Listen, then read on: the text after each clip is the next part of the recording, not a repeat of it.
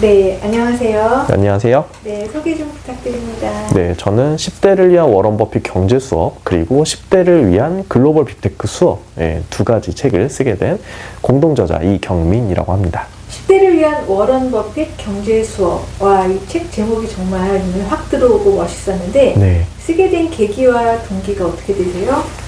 일단은 그 시작은 제가 또 금융회사에 재직하고 있다 보니까 있으면서 보면은 이렇게 고객분들도 금융 문맹이라고 해야 하나요? 금융에 대한 이해도가 낮으신 분들이 너무 많이 계세요.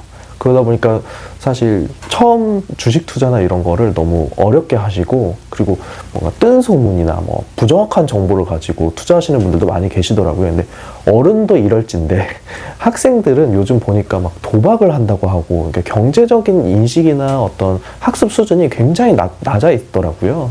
그래서 좀 이거는 좀 전 국민적으로 좀 이제 같이 낮은 단계에서 경제 수업을 좀 같이 시작해보자, 이런 관점에서 시작하게 됐고, 그럼 누가 가르쳐줘야 할까? 뭐 제가 가르쳐줘도 좋겠지만, 전 세계에서 가장 경제적으로 현인이 누굴까? 가장 현명한 사람이 누굴까? 이런 거 생각해보면은 1등은 워런 버핏이더라고요. 그러니까 이제 뭐 워낙 투자를 뭐 단기간에 잘하는 사람도 있겠지만 장기간에 걸쳐서 오랫동안 그 왕좌를 놓치지 않고, 그리고 너무 투기성으로 투자하지 않는, 경제에 대한 좀 깊은 이해도 있고, 그리고 어떤 경제 활동을 통해 번 돈으로 사회적으로 다시 기여하려는 사람의 어떤 그런 맥락을 고민해 보면은 가장 우리가 닮을 만한, 존경할 만한 사람은 워런 버핏이 아닌가, 이 생각이 들어서 워런 버핏이 직접 가르쳐주는 느낌으로 워런 버핏 경제 수업이라고 책을 지었습니다. 저는 사실 주식을 해본 적이 없어요. 네. 근데 요즘 뭐 주식 안 하는 사람이 없을 정도로 많이들 하더라고요. 근데 그냥 뭐 막 랜덤워크라 그러나 막 투자해야 되는지 지식도 없는데 또 이렇다는 얘기도 많이 듣고 어떻게 해야 되는지 전혀 모르는데, 이걸 학교에서 체계적으로 배우진 않잖아요. 사회에 나와서 이렇게 각종 여러 매체를 통해서 배우는데 어떻게 공부를 해야 될까요? 저처럼 나이든 왕초보. 사실 저희가 10대를 위한 워런 버핏 경제 수업이라고는 썼지만, 사실 10대를 위할 정도로 굉장히 낮은 단계에서 이해하기 쉬운 단계에서 책을 쓰려고 노력을 했고, 그 뜻은 즉 20대, 30대여도 그 이상이어도 경제 수업, 경제 이해를 할 수 있는 어떤 학습의 기회가 적었던 분들은 충분히 이 단계부터 공부하셔도 훨씬 더 이해하기 쉽게, 투자는 사실 제일 끝단에 있는 단계라고 생각하거든요. 앞에서 저축을 하고 어떤 대출을 받고 이런 걸 갚아나가고, 그리고 어떤 소비를 하는 그 과정 전반의 그 경제 생활 전반의 내용을 이해하려면 좀 저는 그 앞단의 이야기를 더 많이 들려드려야 한다고 생각을 했어요. 근데 이 책이 어렵고 딱딱하게 쓰여진 게 아니라 소설 형식으로 서사적 접근을 택한 이유가 있을까요? 제가 이제 학교에서 경제학 원론 수업을 3번 들었거든요. 한 과목을 3번 들었어요. 분명히 제가 고등학교 때도 경제 이제 시험도 봐서 만점도 받고 경제 공부 잘한다고 생각했는데, 막상 대학에 가서 경제 원론을 들으니까 굉장히 어렵더라고요. 뭐 이건 당연히 혼자 학습하는 능력이 좀 떨어졌던 것 같아요. 고등학교 때까지는 선생님이 경제 수업 가르쳐 주시면서 이거 해봐라 저거 해봐라 하면서 이제 같이 복습도 하고 이랬는데, 대학 가서는 혼자 공부하는 힘이 떨어지다 보니까 교수님이 경제학 원론 수업을 딱 가르쳐 주시면은 이해가 한 번에 안 돼서 3학기에 걸쳐서 3수강을 했거든요, 제가. 그러면서 느낀 거는 너무 어렵다. 교수님은 아는 게 너무 많으셔가지고 다 전달해 주시려다 보니까 제가 그걸 다 습득을 못 하겠더라고요. 근데 더 저보다 어린 친구들이 이해를 하려면은 더 쉽게 설명을 해야 하고, 이거는 어떤 개념을 설명하기 위해서 개념 자체를 설명하기보다는 무언가에 빗대어 설명하면 좋겠다. 근데 그게 생활 경제에 빗대어면 좋겠다, 이 생각을 했거든요. 그래서 단순히 투자, 어떤 뭐 소비, 여기 가기 전에 한 중학생이 이제 아이폰을 사고 싶은데 어떤 고민을 하는지, 이 모든 게 다 경제의 시작이거든요. 그래서 그 경제에 대한 이야기를 좀 더 쉽게 풀어 쓰려고 좀 소설 형식을 빌리게 되었습니다.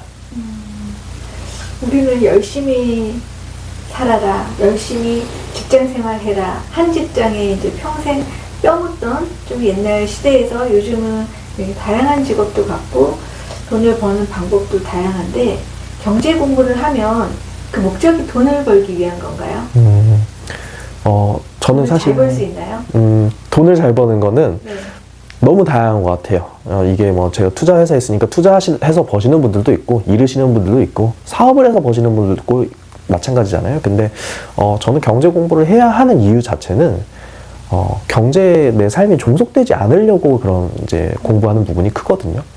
가령 유명 연예인들 아니면 유명 스포츠 스타들 보면은 부모님이 경제 활동을 대신해 주는 경우가 많더라고요. 그러니까 이제 뭐 너무나도 당연한 은행 업무를 본다거나 어떤 다른 공과금 내는 업무 같은 경우도 본인이 직접 처리하지 못해서 굉장히 어려움을 겪는데, 이게 이제 경제 혹은 이제 생활 경제에 대한 이해가 부족해서인 거거든요. 그러다 보면은 자기 주권을 잃는다고 생각해요. 우리 좀 옛날 얘기를 좀 해보면은 경제 주권 잃었던 때가 한 번 있었잖아요. 이제 97년, 98년 이제 네, IMF 때. 사실 다른 때보다도 가장 비참한 게 사실 경제 주권 잃을 때거든요. 이게 내가 돈을 벌어도 돈을 버는 족족 어떤 누군가가 내 돈을 가져간다거나 이러면은 자신이 오로지 자기 존재로서 존재하기 힘들다고 생각해요.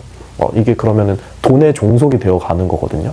근데 내가 돈에 대한 이해, 어떤 투자, 경제에 대한 이해가 먼저 선행이 되면은 내가 어떤 물건을 살 때도 내 예산 안에서 이렇게 소비를 해야겠다라는 주체적인 계획을 세울 수 있는데, 그런 이해가 부족하면 흔히 말하는 보이스피싱이나 경제 사기나 이런 거에 휘둘리면서 삶 전체가 송두리째 빼앗기는 경우도 있거든요. 그래서 오히려 벌거나 불리던 쪽을 위해서가 아니라 내 자산을 지키고 내 삶을 지키기 위해서 경제 공부를 해야 한다, 이렇게 생각했습니다.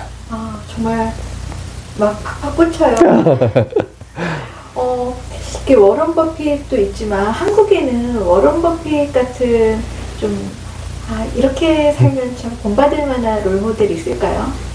한국에는 저는 일단은 워런 버핏 같은 사람이 전 세계에 없고 왜냐면 이제 그렇기 때문에 워런 버핏인 거고, 그런데 저는 좀 한국에서 어떤 경제적으로 우리가 좀 지향해야 한다라고 생각한다면, 저는 다른 것보다는 창업자들, 그러니까 이제 좀 스타트업 창업자들 생각을 좀 많이 해요. 왜냐면 큰 대기업 창업자분들도 많이 계시겠지만 사실 우리가 공부를 열심히 해서 좋은 학교를 나오고 좋은 대기업에 취직하고 이런 거 너무 좋지만, 사실 근데 조금 더 주체적인 삶을 사는 사람들은 누구인가라고 보면은 10대, 20대 때부터 꿈을 키우면서 내가 이런 사업 혹은 내가 세상을 이렇게 바꿔봐야지, 사회에 어떤 기여를 해봐야지, 영향을 줘야지, 이런 생각을 하는 사람들은 사실 창업을 하더라고요, 보면은. 근데 그 창업이 어떤 돈을 많이 벌 거에 창업, 당연히 돈을 버는 게 기업의 역할이니까 당연한 거겠지만, 창업을 하는 과정에서 겪는 어떤 누군가를 고용하고 월급을 주고, 그리고 이제 또 매출을 일으키고, 그리고 물건을 팔면서 사람들이 뭘 원하는지 고민하고, 이런 것들이 경제 전반에서 굉장히 중요하다고 생각하거든요. 그리고 이 삶 안에서, 생활 경제 안에서 사람들한테 좀 활력을 불어넣는 요소라고 생각하는데, 그런 측면에서 보면은 투자를 해가지고 많이 번 사람을 존경하기보다는 이 사람들이 투자 자체를 자기 자신 혹은 국가나 사회에 하는 사람들이 저는 굉장히 존경할 부분이 많다고 생각합니다. 선생님은 사전 질문 없이도 네? 아무 대답이나 없이 컴퓨터신데요. AI 아니세요? 네. 그 주식이나 부동산 월급 어떤 거 추천하세요? 저 이제 워런 버핏 수업에서 네. 얘기 드리긴 했어요. 그러니까 이제 투자하고 버는 거는 끝단의 얘기입니다. 결국에는 시드를 모으라고 얘기 항상 하거든요. 그 시드를 모으라는 게 얼마를 모아라가 아니라 모으는 습관이 굉장히 중요해요. 그러니까 워런 버핏은 6살, 7살 때부터 신문 배달하고 이제 할아버지 가게에 가서 콜라 사와가지고 길거리에서 팔고 이랬거든요. 그 부자가. 왜 그런데 제가 이런 얘기를 왜 말씀드리냐면은 돈이 어떻게 굴러가는지, 돈이 어떻게 불어나는지, 경제 활동이 어떻게 굴러가는지를 이해할 필요가 있어요. 그냥 단순히 로또 복권을 통해서 돈을 많이 벌었다? 그럼 그 사람이 온전한 자기의 삶인가? 이게 아니라 저 콜라는 어디서 올까? 어느 공장에서 만들어서 올까? 그러면 저거 콜라는 슈퍼에서는 왜 이 500원에 팔고 산 정상에서는 1,500원에 팔까? 이런 거에 대한 이해가 없는 채로 경제 생활을 하다 보면은 세상을 이해하기가 굉장히 어렵거든요. 그래서 어렸을 때부터 그 씨드를 모으는 습관을 길러보면서 신문을 팔아보기도 하고 콜라를 팔아보기도 하면서 워런 버핏은 돈이 흘러가는 그 흐름을 이해를 굉장히 잘했어요. 그리고 그 과정에서 씨드가 불어나고 그 씨드를 가지고 시도를 많이 해봤죠. 그러니까 돈은 큰 돈을 버는 경우도 많죠. 근데 꾸준히 잘 버는 게 제일 중요하거든요. 올해와 작년에 잘 번 사람도 있겠지만 그 사람이 올해 또 잘 벌리라는 법은 또 없어요. 근데 뭐 60년, 70년 동안 워런 버핏은 자기 자신을 증명해 왔잖아요. 저는 그런 측면에서 뭐 이제 말씀 주신 부동산이나 주식, 급여 이렇게 본다면 저는 급여를 벌어보면서 아니면은 작게라도 사업을 해보면서 본인이 어떤 이 돈을 버는 게 얼마나 어려운지 그리고 이 과정 안에서 내가 다음 스텝에서 어떤 돈을 어떻게 벌어야 하는지에 대한 방향성을 정할 수 있다고 생각해요. 처음부터 부동산으로 투자할 거야, 주식으로 투자할 거야 이런 방향성을 정하고 시작하면은 1억을 모아야 내가 투자할 수 있나? 500만 원을 내가 모으고 투자할 수 있나? 이 방향성도 못 잡게 된다고 생각합니다. 그래서 한번 좀 기초 경제 활동 한번 해보기를 저는 권유드리는 바죠. 그 워런 버핏 철학 중에서 10대뿐만 아니라 10대를 포함한 초보자들에게 좀 알려주고 싶은 핵심이 뭘까요? 저는 뭐 워런 버핏 철학은 뭐 다 좋았지만 제가 제일 그래도 인상 깊었던 거는 주식을 막 사고 팔면서 투기하듯이 게임하듯이 사고 파는 거 하지 말라 하거든요. 기업이랑 같이 투자하라고 하거든요. 그러니까 뭐냐면 우리가 막 훌륭한 사람들 있잖아요. 뭐 이제 부자들, 재벌들 그 이제 훌륭하다기보다는 어떤 돈을 많이 번 사람들. 그럼 그런 사람들은 돈을 어떻게 벌까라고 생각하면은 매우 간단하거든요. 자기보다 똑똑하고 자기보다 이제 명석한 사람들을 밑에 두고 이제 월급을 줘가면서 공부를 대신 시키고 그리고 일을 대신하게 하거든요. 그러면 그 사람들이 더 많은 받았던 월급보다 훨씬 더 큰 돈을 벌어와요. 그래서 이제 이 부자들한테 돈이 가는 구조인데 이런 관점에서 보면은 내가 어떤 기업을 키우는 건 굉장히 어려운 일이에요. 제가 앞에서 말씀드린 것처럼 창업자들, 이분들 굉장히 똑똑한 분들인데 굉장히 힘든 생활을 하고 계시잖아요. 어떤 도전을 해야 하고 혁신을 하다 보면 규제에 부딪히기도 하고 근데 내가 직접 그런 창업자가 될 수도 있겠지만 그런 똑똑한 창업자들 그리고 그런 똑똑한 창업자들에 준하는 훌륭한 피고용인들 그런 사람들이 대형 기업, 글로벌 빅테크 기업에 가서 일을 많이 하지 않습니까? 그럼 내가 그 정도까지 어떤 공부에 대한 이해나 공부에 대한 깊이나 이런 게 부족하다 하더라도 그 회사에 같이 투자를 해버리면은 그 회사의 운명을 제가 같이 할 수 있는 거거든요. 그렇다면은 사실 어떤 회사를 샀다 팔았다 하면서 버는 것보다는 이 회사의 운명과 나의 운명을 같이 한다 이렇게 보면은 사실 투자가 어떤 투기성으로 들어가는 게 아니라 같이 공동 운명체, 그리고 기술과 미래를 키워나간다는 관점에서 굉장히 건전한 투자로 이어질 수 있죠. 투기성보다는 본질에 가까운 철학을 좀 가져야 되겠다 이런 생각이 들었는데 선생님께서 사학이랑 경영학 같이 전공하셨고 네. 또 IT와 금융 콘텐츠 모두 다루고 계신데 이런 사학, 이런 이력이 책에는 어떻게 좀 접목이 됐나요?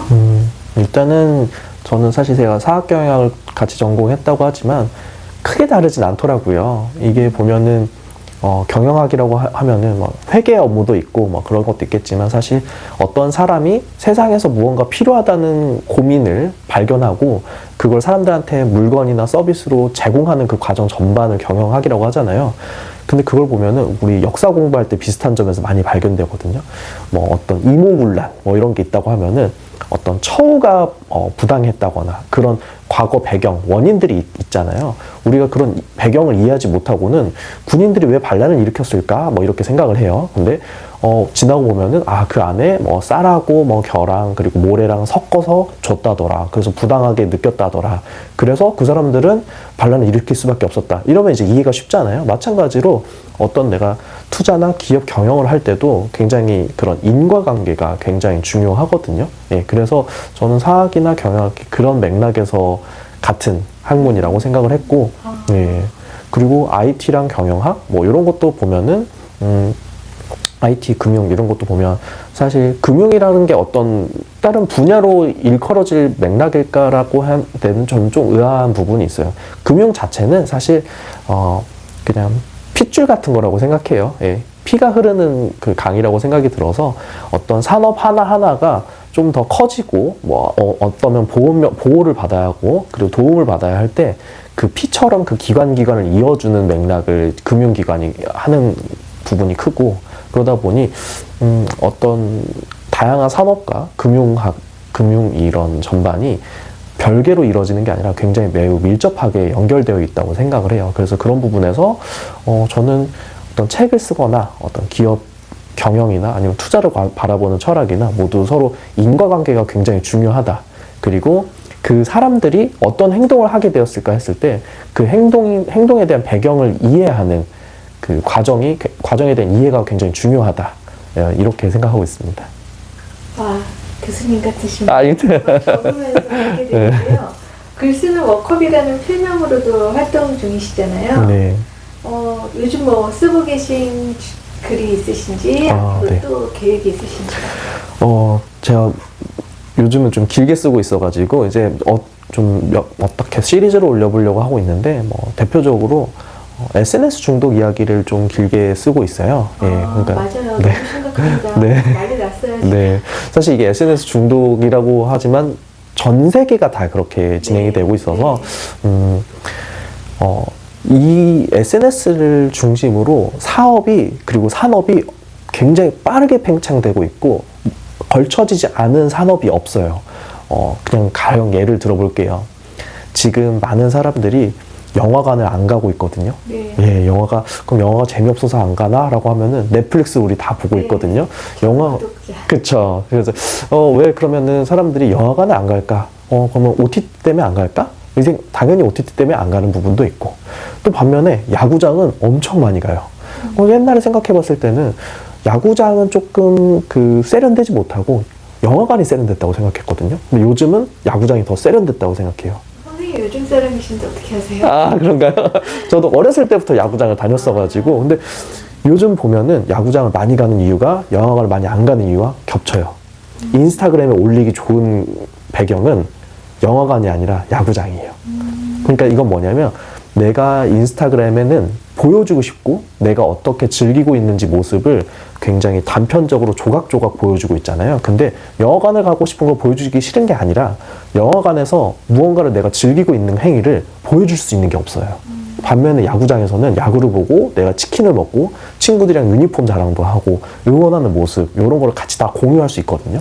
그러니까 좀 점점 사람들이 어떤 산업 하나하나가 다 인스타그램 이런 SNS에서 보여줄 수 있는 사업적으로 더 많이 경도되더라고요, 보면은. 그래서 저는 요즘은 생각하는 게 사실 SNS는 이제 이미 시작이 돼버린 이상 돌이킬 수는 없다고 생각하고 이 SNS가 어떻게 하면은 사람들한테 영향을 주고 있는지 그걸 조금 더 자세하게 공부하고 있습니다. 저도 너무 궁금한 사항인데요. 네. 언제까지 집필하시나요? 목표는 사실 올해 연말까지 꽤 하려고 하는데 네. 사실 그게 너무 시시각각 변하더라고요. 트렌드들이. 네. 그리고 다루고 싶은 건 사실 이런 SNS 가지고 사실 어떤 산업이 지고 있는지 그리고 명암을 둘 다 다루고 싶은데 매년 그 명암이 다 다르게 나오더라고요, 보면은. 그래서 사실 뭐 SNS 중독 때문에 뭐 청소년들이 이제 규제를 받고 그래서 이제 밤에 접속을 못하고 이런 것도 있겠지만 뭐 실제로 군인들도 사실 이제 통제를 받고 있고 이게 SNS가 미치는 영향이 매해가 달라질수록 범위가 점점 넓어지고 깊어지더라고요. 그래서 요거를 올해 쓰면은 내년에도 쓰고 내후년에도 써야지 않을까 막 그런 생각도 하고 있습니다. 중독이란 단어를 붙이면 우리가 밥도 매일 먹고 김치도 매일 먹지만 중독이란 단어를 붙이진 않는데 SNS의 긍정적인 측면이 굉장히 많거든요. 그렇죠. 그런데 중독이란 단어를 붙이니까 아이들한테는 좀 안 좋은 영향이 더 많은 것 같기는 해요. 네. 공부해야 될 시기니까. 네. 근데 저 어른들한테는 또 굉장한 혜택이 있어요. 맞습니다. 큰 돈으로 광고를 했었는데 이제 본인이 열심히 노력을 하면 그래도 좀 홍보를 할 수 있는 기회도 있고 맞습니다. 여러 좋은 기회도 많은데 그거에 대해 선생님이 연구를 네. 하고 정리를 하신 거죠? 맞습니다. 너무 궁금합니다. 그것도. 네. 지금 쓰고 계신 글은 그래서 그렇고 다시 경제로 좀 돌아온다면 10대 청소년들에게 경제 공부가 왜 중요하다고 생각하시는지, 저희 10대 때는 돈 얘기하면 좀, 까진 아이. 그랬는데 지금은 참 중요하잖아요. 네. 예, 그 부분을 조금 더 강조해 주시면 좋을 것 같아요. 저는 사실 근데 어렸을 때부터 돈을 굉장히 중요시 했거든요. 네. 부모님이나, 조기교육. 부모님이나 다른 어른들이 굉장히 그런 거 터부시 하셨어요. 네. 근데 저는 굉장히 중요했던 게 부자가 되는 이런 게 중요하다기보다는 돈을 오히려 터부시하니까 더 반발심이 들더라고요. 저게 도대체 뭐길래 어른들 더 나쁜 것도 많이 하고 다니는데 돈 갖고 저렇게 터부시할까? 근데 사실 이거는 굉장히 오래전부터 제가 사학과 나왔지 않습니까? 그러면은 사실 한국에도 여전히 산업공상의 인식이 맞아요. 여전히 깨져 있지 않아요. 지금도요? 네, 그럼요. 네. 사실 돈 이야기를 안 해서 그렇지. 사실 꺼내기 시작하면은 굉장히 그거를 격화하려는 인식이 크죠. 생각해보면, 여전히 좋은 대학 가서 좋은 공부를 하면 좋은 거겠지만, 여전히 그 산업공상 기준으로 공부를 잘 하는 게 더 중요한 거지, 뭐, 청소년들이 쇼핑몰 운영하고, 이런 거 굉장히 부정적으로 보시잖아요. 근데, 제가 봐왔던 경영학과, 경제학과 친구들이 대학을 졸업하고 나서도 회사에 들어와서도 회사가 어떻게 돌아가는지 이해를 전혀 못하는 친구들도 많더라고요. 너무 그게 안타깝고 낭비되는 일이거든요. 네. 특히 4년이나 그렇게 비싼 등록금을 내고 다녔는데 아주 기본적인 기초 경제를 이해를 못해요. 그러다 보니 사회 전반적으로 낭비되고 있는 리소스가 너무 많다라는 거죠. 가령 너무 간단하게 또 어떤 지원금을 신청해야 하는데 그 지원금 정부에서는 어떤 지원 정책을 통해서 다 같이 뭐 활성화도 하고 싶고 한데 그에 대한 이해가 부족하다 보니 그걸 새로 다시 재교육도 해야 하고 아까 말씀드린 것처럼 유명 연예인들 뭐 이런 사람들뿐만 아니라 경제에 대한 생활 경제에 대한 이해가 부족한 사람들까지도 그 영향이 다 끼치다 보니까 저는 좀 이런 부분에서 좀 산업공상 인식이 깨지지 않으면은 굉장히 앞으로도 힘들어지겠다라는 생각이 들고, 그래서, 좀 학교에서도 사실, 물론 좋은 공부 많이 시키고 실제 금융교육도 많이 확장은 하고 있는데, 여전히 턱없이 부족하다고 생각해요. 그 배경에는, 이런 산업공상 인식이 깨져야 아이들이 엄마 아빠한테서 나오는 돈이 어디서 샘물에서 퍼나오는 줄 알아요. 근데 사실 그 돈이라는 것이 돌고 도는 거지 않습니까? 근데 어머니 아버지가 너무 고생해가지고 버신 돈인데 이 돈이 얼마나 고생해서 번 돈인지 이해를 못하고 있으니까 어떤 재화나 서비스를 누리는 것이 매우 당연하다고 느끼고 그러다 보면은 앞에서 말씀드렸던 워런 버핏이 진작에 배울 수 있었던 그런 경제 논리를 다 놓치고 나서 우리나라는 또 대학을 모두 가려고 하지 않습니까? 네. 대학 나오고 취업 한참 오랫동안 준비하고 하다 보면 취업이 늦어지고 20대 후반이 되어서야 비로소 경제 활동을 하거든요. 국가 전반적으로 너무 큰 낭비인 거죠. 더 젊었을 때부터 경제 활동할 수 있는 기회를 제공할 필요가 있다고 생각이 들어서 저는 그런 맥락에서 경제교육도 꼭 또 필요하다 생각합니다. 그리고 개인적으로 벌었으면 이제 또 소비가 이루어지는데 무조건 아끼는 것과 적절한 소비, 과소비, 합리적 소비, 이 소비는 어떤 것이 건강한 알맞은 소비일까요? 사실 그거는 저조차도 매번 바뀌는 것 같긴 해요. 네. 그러니까 그 소비의 기준을 정하는 것도 애매하고. 근데 저는 이제 그 소비에 앞에서 말씀드린 것처럼 소비에 종속되지 않았으면 좋겠어요. 그러니까 내가 벌어들인 것을 다 써도 저는 끌려다니지만 않을 수 있다면 상관없다고 생각합니다. 근데 대부분은 버는 걸 다 쓰면 끌려다니겠죠, 삶 자체가. 가령 한 10년의 회사를 다녔고 나는 이제부터 시를 쓰고 싶어졌어 라고 했을 때 시를 쓰고 싶은 사람은 사실 수입이 지금 직장을 다니지 않으면 없어지는 거잖아요. 그렇게 되면은 모아놓은 돈이 없으니 시를 쓰고 싶어도 쓰지 못하는, 그러니까 돈에 종속되는 구조를 낳게 되는 거죠. 그렇지만 어느 정도 아꼈던 사람은 나중에 내가 시를 쓰고 싶어졌어 라고 했을 때 나 그럼 몇 년은 쉬어도 돼? 이렇게 되거든요. 자기 삶의 계획을 주도적으로 계획할 수 있는, 종속성을 낮출 수 있는, 독립성을 높일 수 있는 그런 소비 수준이 저는 올바른 소비 수준이라고 생각합니다. 내가 하고 싶은 일을 하기 위한 어떤 자금을 마련할 정도의 적절한 소비, 네. 그리고 이후에 좀 나의 행복도 좀 누리고, 네. 이게 한국에서요, 사교육비를 지출하는 시기에 올인들을 하고 그걸 투자라고 생각하셔요. 네. 다 성공하진 않지만 이게 특히 네덜란드나 이런 나라들은 대학 진학률이 이제 절반이 안 되는데, 한국은 사람들이 합리적으로 열심히 성실히 잘 살아가다가 이 교육 문제 앞에서는 경제도 무너지고 아이도 무너지고 같이 지금 진흙탕에서 좀 굴러가는 느낌이 난다. 그 중에서 성공하는 몇 명은 또 롤모델이 돼서 나머지 친구들이 그 친구들을 따라가기 위한 이렇게 문제도 생기는데, 요거는 정확한 이 경제 정확한 포커스는 아니지만 마침 역사에서 좀 관심이 있으시니까 네. 이런 사회 문제는 또 어떻게 생각하세요? 저는 이거는 뭐 우리가 노력해서 해결되는 게 아니라 시간이 지나면 당연히 해소될 거라고 생각합니다. 오히려 네덜란드 같은 경우는 훨씬 더 상이 높이 있었어요. 아주 오랫동안. 왜냐하면 네덜란드 더치페이라는 말 많이 나오잖아요.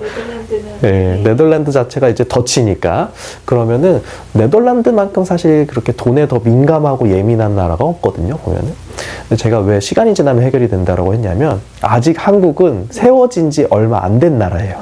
이게 그럼 왜 이렇게 대학이나 사교육에 집착할까라고 보면. 때문에 산업. 맞습니다. 네. 산업공상이, 그러니까 사실 다른 나라보다 우리나라는 사실 건강한 구조로 그 건국된 과정을 거치지 못했잖아요. 어찌됐든 일제강점기를 거치고 나면서 사실 조선이 망하고 이제 대한민국이 설립되는 그 과정 안에서 타의의 어떤 그 강압도 있었고, 그 과정에서 신분제에 대한 어떤 그 인식 저편에 깔려있는 그 무의식 중에 사에 대한 동경이 있었죠. 네, 예. 그래서 그게 여전히 사라지지 않은 게 크고요. 우리가 없앤 게 아니라 네. 타의에 의해서 근대 국가가 맞습니다. 만들어지다 보니까 근데 이전의 사고방식이 쭉 이어져. 맞죠. 예. 이게 사실 그래서 혹자는 또 그렇게도 얘기해요. 그래서 여기는 신분제가 없이 시작할 수 있었다라고도 하는데, 조금 더 그걸 저희가 이렇게 급격하게 안 하고 좀 더 미리 조선에서 준비가 되었더라면 하는 아쉬움은 있어요. 그래서 사실 급작스럽게 도입이 되다 보니 한국이 제일 처음 키웠던 건 사실 교육이긴 해요. 그러니까 이 산업공상이라는 인식을 가지고 보면은, 우리 옛날에 보면은 80년대까지는 공무원이 최고였거든요. 그러니까 IF 때 공무원이 최고였다고 된 거는 선호도로서 최고인 거지, 권력으로서 최고는 80년대까지였죠. 왜냐하면 대한민국이 성장하는 과정에서 어떤 그 산업의 결정권자는 공무원한테 있었어요. 그러니까 어떤 건설을 한다거나 어떤 사업을 한다면 그걸 도장 찍어주는 건 공무원이거든요. 맞아요. 그럼 그때는 육사가 최고였고 공무원 되는 게 최고였어요. 근데 이제 90년대, 2000년대 지나오면서는 좀 더 기업인으로 넘어왔죠. 그러니까 국가의 권력 아니면 이 안에서 동경하는 게 조금 더 이동했습니다. 그래서 예전에는 우골탑이라고 했잖아요. 대학을 보내서 나라의 관리를 시키는 게 굉장히 권력에 가까이 가는 맥락 중에 하나였어요. 근데 이제는 그게 조금 비껴났거든요. 예전에는 법학과 가는 게 최고였어요. 최근에는 컴공과 이렇게 갔지만 90년대, 2000년대까지는 경영학과였거든요. 우리 아이를 키워서 경영학과를 보내서 대기업에 보내가지고 조금 더 권력에 가깝게 하겠다. 이게 이제 시대의 변화였고. 좋았고. 맞습니다. 그리고 지금은 사실 이제 소프트웨어 천국이니까 컴퓨터공학과로 보내야겠다라고 생각을 하세요. 근데 이제 여기서부터 조금 균열이 생기기 시작해요. 그러니까 뭐냐면, 좋은 대학의 소프트웨어 학과를 나온다고 성공에 가까워지진 않았거든요. 이 소프트웨어 판에서는 완전히 누가 더 훌륭한 서비스를 내냐가 중요한 거지, 어느 대학을 나와서 더 잘 만들 수 있다라는 게 선형을 하지 않거든요. 그렇기 때문에 요거는 좀 시간이 지나면은 이 어떤 권력에 다가가는 그 구조가 점점 흐물어질 거라고 생각해요. 이걸 오히려 노력하면 할수록 더 그 수렁에 빠진다라고 생각합니다. 예. 시간이 지나야 되는군요. 네. 경제는 어떻게 좀 빨리 만들었지만 네. 다른 거는 시간이 필요한 네, 아직 성숙화되지 않았다라고 생각이 들고, 뭐, 요즘 이제 간간히 나오잖아요. 그 또 사무실을. 이제 시작했잖아요. 네, 맞습니다. 예, 그래서 사실, 이제 우리가 좀 더 성숙한 미래를 좀 생각해 볼 수 있는 여유가 생겼다. 이렇게 보면 좋을 것 같습니다.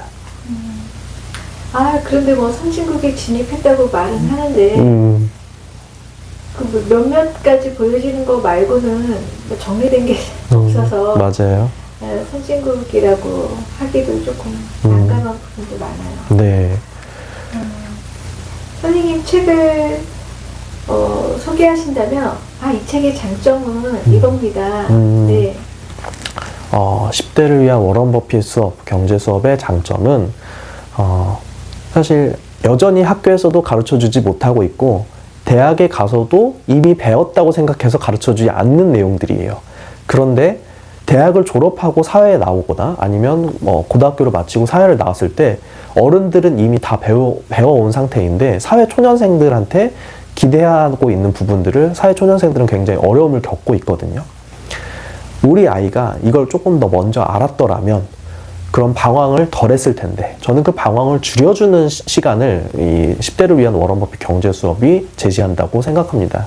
그리고 사실 이번에 만들었던 이제 10대를 위한 글로벌 빅테크 수업 요거 같은 경우는 이제 워런 버핏이 이제 어떤 경제에 대한 전반을 알려줬다면 글로벌 빅테크 같은 경우는 전 세계의 힘의 흐름 그리고 자본의 흐름이 어디로 향하는가 AI라고 말은 많이 하는데 이 AI를 활용해서 사람들이 어떤 미래를 그리고 있는가 그리고 그 미래를 그려오고 있는 창업자들은 과연 어렸을 때부터 어떤 생각을 했길래 저 정점에 올라섰나 이런 것들을 공부해 볼 수 있을 것 같아요. 한국과 다르게 글로벌 빅테크 창업자들은 법대를 가지도 않았고 경영학과를 가지도 않았거든요. 그냥 자기가 원하는 거 좋아하는 거 하다가 문득 이 생각이 들어서 창업을 한 사례들이 대부분이에요. 그래서 저는 선진국으로 가고 있는 길이라고 생각한다면 이제는 더 이상 국가에서 키우는 인재가 아니라 이제 자기가 하는 거를 좋아서 막 이제 탐구하고 파보는 사람들이 어떤 힘의 정점에 갈 거라고 생각이 들거든요. 그런 부분에서 조금 더 건강한 아이를 키우는 책으로 소개해 드릴 수 있을 것 같습니다. 정말 좋은 책은 다 그 결론이 한 가지로 귀결되는 부분이 있는 것 같아요. 진심으로 좋아하는 것을 하는 것이 맞지 대학을 목표로 한다거나 돈을 목표로 했을 때는 목표가 그것일 때는 끝까지 가기가 좀 힘든 것 같아요. 네. 오늘 말씀 너무 잘 들었고요. 끝으로 청소년들에게 우리나라 그 현재 금융교육 환경이 이런 거 좀 개선됐으면 좋겠다 하는 부분이 있을까요? 사실 청소년들은 죄가 없죠. 네. 청소년들한테 교육을 못 해주는 이제 국가의 역할 그리고 어른들의 역할이 많이 부족한 것 같아요. 사실 어른들만큼 돈에 관심 많은 사람들이 없는데 어른들이 그걸 회피하는 경향도 있고 저는 가정 안에서 그리고 학교 안에서 교육이 분리되어서 진행되어야 한다고 생각해요. 우리 뭐 많은 얘기를 하지만 가정 안에서 용돈을 주고 그 용돈 기입장을 써보라고 아주 오래전부터 한 20-30년 전부터 얘기를 했던 것 같거든요. 그런데 사실 어머니 아버지들은 그렇게 해서 아낀 돈을 아이가 어떻게 쓰는지에 대해서까지 관심 가지시고 그리고 뭐 어떻게 더 추가적인 교육하는 것까지는 신경 못 쓰시는 것 같아요. 근데 저는 작은 독립이라고 생각하거든요. 성인이 되기 전에 자신이 어떤 예산을 받아서 집행해보고 그리고 그거에 대한 반성도 해보고 그런 아픔을 겪어야 한다고 생각해요. 그런데 많은 어른들이 그리고 부모님들이 우리 아이는 다쳐서는 안 돼. 제일 최고의 무언가를 가져가야 돼. 사실 이제 이 문제는 중국의 이제 80년대생들, 90년대생들이 그걸 많이 경험하고 있거든요. 그래서 굉장히 좀 아파요. 중국 학생들이. 왜냐면 굉장히 소황제처럼 키워왔기 때문에. 한 명 낳는 시절. 맞아요. 한 명 낳던 시절에. 그렇게 13억 인구에서 이제 가정마다 한 명씩 낳으니까 얼마나 귀하겠어요. 그러다 보니, 그리고 또 일본도 마찬가지고, 일본도 히키코모리가 이제는 기성세대를 넘어서 이제 굉장히 인구가 많아진 구조가 됐잖아요. 그럼 우리도 20년 후에 이 황제님들이 어른이 되면 큰일 났네요. 큰일 났죠. 저는 큰일 났다고 생각해요. 예, 그러니까 이게 사실 국가의 탓이기도 하지만 부모님들의 탓이라고 생각해요, 저는. 그거를 아이들이 수렁에 빠지는 것도 좀 지켜보고, 그것도 빠져나오는 그 훈련도 시켜야 하는데 맞아요. 절대적으로 부모님이 다 챙겨주셨거든요. 네. 근데 이거는 결코 부모님이 가르쳐 줄 수는 없다고 생각해요. 부모님이 그거를 좀 지켜보면서 빠져나올 때까지 응원을 해주시면 응원을 해주셔야지 손을 내밀어서 막 꺼내주시고 하시면은 결국에는 금융에 대한 이해가 부족한 채로 성인이 돼버리고 그냥 몸만 큰 성인이 되게 돼 있거든요. 근데 지금 그런 어른들이 너무 많아졌죠. 네, 그래서 저는 청소년들한테 가정 안에서는 그런 교육이 필요하고 학교에서는 저는 사실 그런 이제 제도권의 금융교육도 금융교육인데 저는 학교 다니면서 정말 아쉬웠던 부분이 뭐였냐면 수학을 잘하면 의대를 가야 한다는 게 너무 안타까웠어요. 맞아요. 지금도 뭐 열풍이죠. 사실 훌륭한 직업이고 굉장히 사명감 있는 직업이고 실제로 수입도 굉장히 좋은 직업이 맞죠, 의사는. 근데 그 중간에 과정이 많이 생략된 것 같아요. 왜 의사가 되고 싶은지 아니면 이제 어떤 메디컬 직군을 왜 하고 싶은지에 대한 이해가 부족한 채로 가니까 방황하는 친구들도 많고. 근데 사실 저는 그 부분에서 선생님들이 진로 교육을 많이 못했다고 생각하거든요. 왜냐하면 이거는 또 역시 한국의 교육 과정의 문제긴 해요. 사범대를 나오신 선생님들이 곧바로 취직을 하세요, 학교로. 그러니까 사회생활을 많이 못하신 경험도 많으세요. 그러다 보니 수학을 잘하면 수학과를 가야 하나? 수학을 잘하면 의대를 가야 하나? 여기까지밖에 많이 못 버티시는 것 같아요. 국어를 잘하면 국어 선생님을 꼭 해야 하는 건 아니거든요. 저는 제가 국어를 잘해서 이제 어떤 뭐 책을 써보겠다 이런 생각까지 한 게 아니라 국어를 잘했으니까 역사학과 가봐야겠다 이런 생각을 했어요. 왜냐하면 사실 무언가를 풀어내는 능력은 역사를 잘 아는 사람보다는 맥락에 따라서 굉장히 쉽게 전달하는 능력이 굉장히 중요하거든요. 근데 선생님들이 진로 교육을 너무 단편적으로 제공했어요. 그거는 선생님들이 나쁘다기보다는 경험이 부족하셔서 그래요. 근데 제가 지나가 보면 저는 어렸을 때 항공관제사 이런 거 한번 해보고 싶었거든요. 네, 어렸을 때 말고 성인이 되어서. 근데 고등학교 때는 그런 직업이 있다는 걸 누가 알려주질 않았어요. 그러니까 어떤 대학을 해서 어떤 전공을 해라 이런 거 안 알려주셔가지고 선생님도 모르셨겠죠. 근데 어떤 공부를 잘해야 하는지 어떤 학습을 해야 하는지 이런 게 부족하다 보니까 학생들이 그냥 국영수 공부하고 사회과학 공부하고 탐구 공부해서 뭐 몇 과목 몇 점 맞으면은 어디 전공해 가야겠다. 왜냐면 이제 그게 서열화돼 있잖아요. 그러다 보니까 제 생각에는 그런 진로 교육에 있어서 그러니까 이제 진학과 진로 교육이 굉장히 부재한 부분이 커서 그런 부분이 해결이 되어야 우리가 비로소 원하는 금융교육의 전반이 해결될 것이다 라고 생각합니다. 와, 정말 좋은 말씀인데 선생님 60대 아니시죠? 사실 그 복지가 좀 잘 되고 급여의 편차가 합리적이라면 급여에 의해서 직업을 선택하지 않고 좋아하는 일을 좀 할 수 있을 것 같은데 네. 이것도 시간이 좀 필요한가요? 네, 요거 똑같이 그렇게 말씀드리려고 했는데 네. 네, 그 국가들은 이제 유럽의 그 국가들은 굉장히 오랫동안 그리고 그 직업이 중세부터 시작된 직업들이 많잖아요. 네. 근데 한국은 사실 70년? 예, 70년도 안 되죠. 예.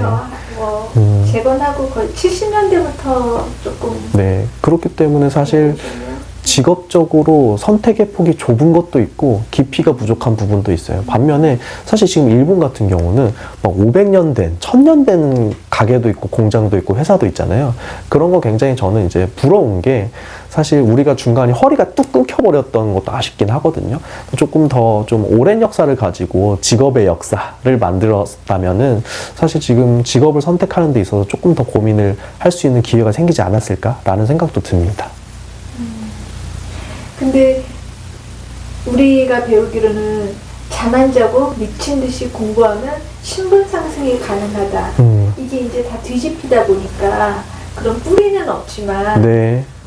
개인의 능력으로 한번 치고 올라갈 수 있다. 그런 건 어떻게 생각하세요? 여기 좀 다른 질문이라서 죄송한데 아닙니다. 개인적으로 저는 사실 그 역시도 사실 이 개발 세대를 네. 지나온 어른들의 이제 착각이 아이들을 가스라이팅하고 있다고 생각이 들어요. 그러니까 개천에서 용이 난다라고 하는 거는 사실 용이라는 직업이 또 따로 있다는 거고 개천이라는 어떤 계층이 따로 있다라는 거잖아요. 물론 그거가 존재한다는 거를 부정할 수는 없는데 사실 지금 굉장히 부유해진 사람들 그리고 부유해진 사람들의 경로가 다변화되고 있어요. 저는 그게 굉장히 건전해지고 있다고 생각이 들거든요. 그러니까 공부를 잘해서 법학과를 나오고 사법고시를 패스해서 이제 법관이 되는 게 우리나라 최고의 코스였던 게 불과 20년 전이었거든요. 근데 이제 로스쿨이 도입되면서 굉장히 그 다변화가 많아졌죠. 마찬가지로 저는 이게 시간의 힘도 필요하지만 이미 지나와 버린 건데 부모님들이 본인들이 살아온 삶을 그 과거에 기반해서 아이들을 가르치고 있다고 생각이 들어요. 그렇기 때문에 사실 조금 이런 말이 맞을지 모르겠지만 사실 저는 유튜버를 꿈으로 갖고 있는 친구들이 많아지고 있다는 게 굉장히 기쁘긴 하거든요. 네. 왜냐하면 어떤 직업이 정답이라고 생각하고 그리고 그 과정을 제도권이라고 생각한다면 제도권에서 이탈하는 순간 사회의 낙오자가 되는 그 구조가 되고 있잖아요, 한국이. 근데 그게 아니라 제도를 여러 개 만들어서 모든 촘촘이를 다 제도권으로 만들어버리면 되는 거거든요.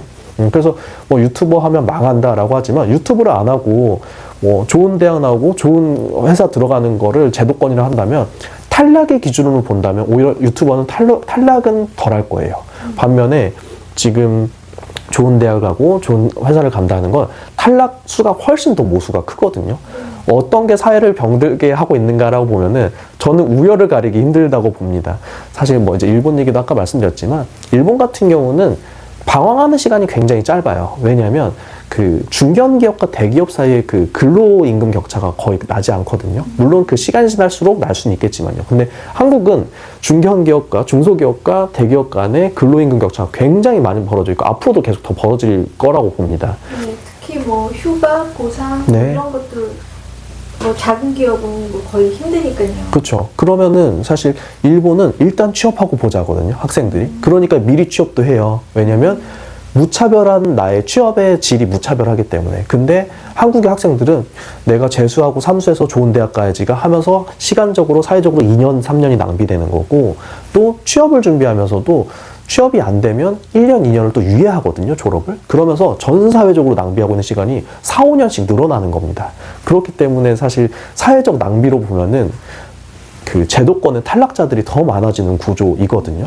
저는 그래서 이게 굉장히 건강하지 않은 방식이다. 그래서 저는 좀 직업적으로도 지금 굉장히 건전하게 많아지고 있다라고 생각이 들고, 그리고 이제 조금 더 미래형 직업으로는 N잡러 많이 늘어나고 있잖아요. 네. 그게 이제 한 기업, 나의 소속 회사에 너무 충성을 바쳐서 기대하다 보면 사실 회사도 부담이에요. 그러면은 이 사람한테 어떻게 더 잘해줘야지, 그리고 이 사람 노후도 내가 책임져야 하잖아, 그런 거 있겠지만 조금 더 이제 어떤 N잡에 대한 어떤 다양한 잡의 그 방향성을 여러 개 가져갈 수 있는 것에 대한 사회적인 인식도 달라지고 풍토도 조금 더 건전해져야 한다고 생각이 듭니다. 노후는 국가에서 좀 책임져줬으면 좋겠는데 노인이 많아서 큰일 났네. 네. 그 노인들 사실 그것도 굉장히 이제 국가주도로 성장해온 국가라서 네. 이제 그거를 책임을 이제 국가가 그동안은 져왔는데 네. 사실 오래 갈 수는 없는 구조라고 네. 생각이 들거든요. 네. 그래서 용기 있는 사람들이 많이 나와서 용기 있는 목소리 많이 내줘야 하는데 그게 안 돼서 아쉽죠. 안중근 같은 사람이 한 명만 더 나와도 네, 네. 지금 뭐 많이 나라가 좀 어려운 것 같습니다. 네. 너무 좋은 말씀 많이 해주셔가지고 2박 3일 얘기하고 싶지만 한번 정리해 주시기 바랍니다. 네, 그래서 저는 뭐 이제 책으로 이제 처음과 끝을 마무리해 보자면은 사실 어떤 사회 문제나 뭐 이런 것도 어른들이 풀어가야 할 몫인 거고 아이들이 풀어야 할 몫은 전혀 없다고 생각해요. 아이들은 전혀 죄가 없고 청소년은 죄가 없기 때문에 그들이 더 기회를 많이 가져갈 수 있는 판을 우리가 깔아줘야 한다고 생각이 들고, 그런 부분에서 우리가 잘못 갖고 있는 생각, 산업공상이라는 굉장히 왜곡되어 있는 아주 구시대적인 생각을 타파하기 위해서 우리가 조금 더 돈에 대해서는 터부시하지 않고 좀 더 공개적으로 이야기할 수 있는 좀 사회, 장을 마련해 줬으면 좋겠습니다. 아, 오늘 정말 네. 너무 정말 많이 잘 배웠습니다. 선생님. 네. 다음 책 나오면은 네. 한 번 더. 네. 아이, 그럼요. 네. 감사합니다. 네, 감사합니다.